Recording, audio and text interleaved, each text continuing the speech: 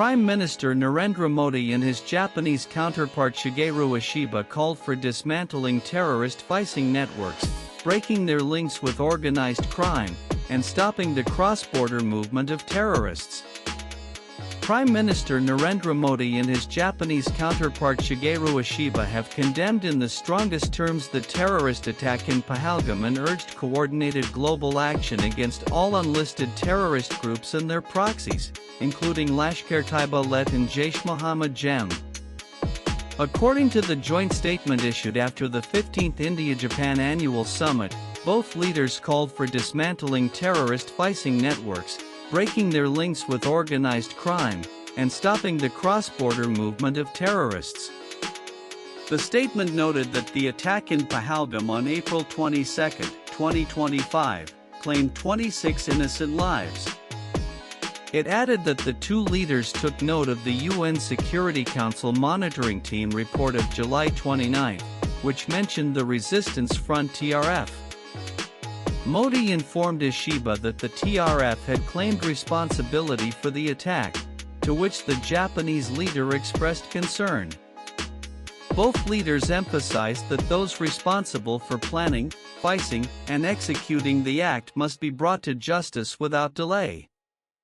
They further reiterated the need for decisive action against terrorist organizations such as Al-Qaeda, ISIS-Daesh, LeT JaisheMohammad, and their affiliated networks, stressing the importance of eliminating safe havens and choking funding channels.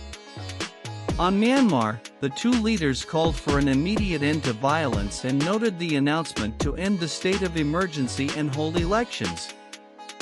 They urged a return to the path of democracy through inclusive dialogue, free and fair elections, and the release of detainees. They also reaffirmed support for ASEAN's 5-point consensus as a framework to achieve a peaceful and inclusive resolution to the crisis. The summit also highlighted the importance of strengthening India-Japan cooperation in the Indo-Pacific and beyond.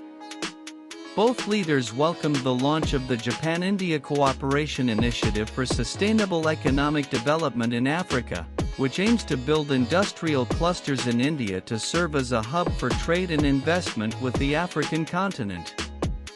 The two prime ministers voiced support for a just and lasting peace in Ukraine, in line with international law and the UN Charter, and welcomed ongoing diplomatic initiatives by various countries to achieve this goal.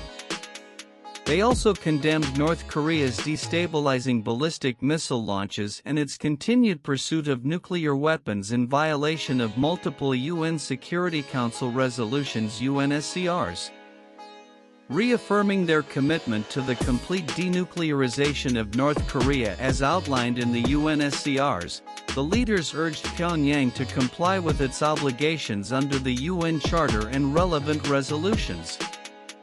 They further called on North Korea to return to dialogue to promote peace and stability on the Korean peninsula, the statement said. With